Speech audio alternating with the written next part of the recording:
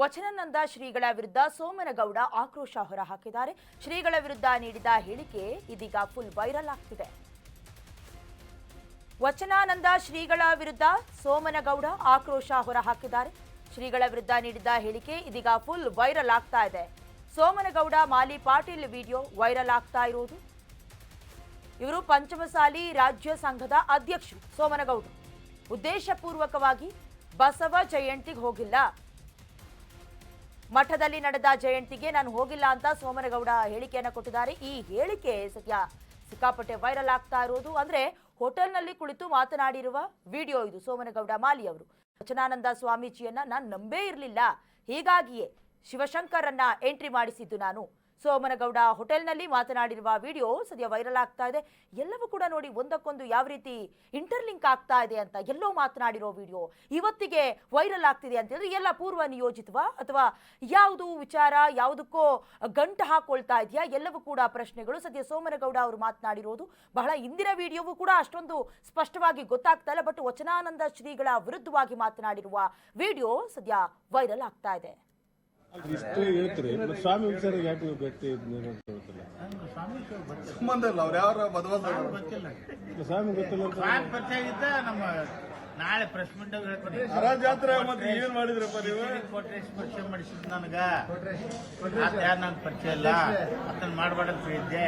ಕೊಟ್ರೇಶ ನನಗ 10 ಲಕ್ಷ ರೊಕ್ಕ ಕೊಟ್ಟು ಇದನ್ನ ಸ್ವಾಮಿ ಒಪ್ಪಿಗೆ ಅಂತ ಹೇಳಿದ.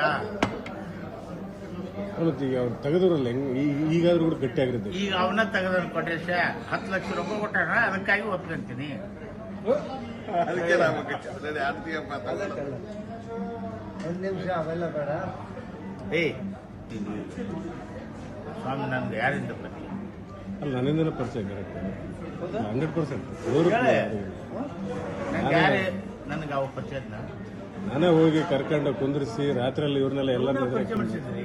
ಇವನ ದೊಡ್ಡ ದುಡ್ಡಿಗೋಸ್ಕರ ಪರಿಚಯ ಮಾಡಿಸಿಲ್ಲ, ಸಮಾಜಕ್ಕೋಸ್ಕರ ಪರಿಚಯ ಮಾಡಿಸಿಲ್ಲ. ದುಡ್ಡು ಕೊಡ್ತಾರೆ ಜೋಕು. ಆದ್ರೆ ಇವನ್ನ ಪರಿಚಯ ಮಾಡಿಸಿದ್ದು ದೇವ್ರನಿಗೂ ನಾನು ವಚನಾನಂದ ಸ್ವಾಮಿ ನಂಬಿದ್ದಿಲ್ಲ. 100ಕ್ಕೆ 100 ಬೇಡ ಬೇಡ ಕರ್ಕೊಂಡು ಹೋಗ್ಬೇಡ. ದೊಡ್ಡ ಇದ್ದಿಲ್ಲ, ಅವಾಗ ಇದ್ದಿಲ್ರಿ. ನಾವು ನೋಡಿವಲ್ಲ ಪರಿಚಯ ಮಾಡಿಸಿದ್ದು. ಮತ್ತೆ ಇಬ್ರು ಹೆಂಗ್ ಡಿಂಗ್ ಟಿಂಚ ಅದ್ರ ಗೊತ್ತಿಲ್ಲ. ಅವ್ರು ಸ್ವಾಮಿ ಅಂದ್ರೆ ಎಲ್ಲ ಕಡಿತಿದ್ದ. ತಿಂಗಳ ರೊಕ್ಕ ಕೊಡ್ತೀವಿ. ಆಮೇಲೆ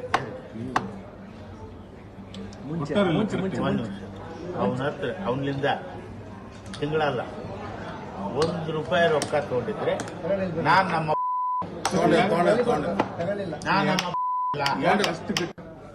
24ನೇ ತಾರೀಕು ಹರಿಹರದ ಜಗದ್ಗುರು ಪೀಠದಲ್ಲಿ ಒಂದು ಬಸವ ಅಭಿಯಾನವನ್ನ, ಬಸವ ತತ್ವದ ಕಾರ್ಯಕ್ರಮವನ್ನು ಹಮ್ಮಿಕೊಂಡಿದ್ದಾರೆ.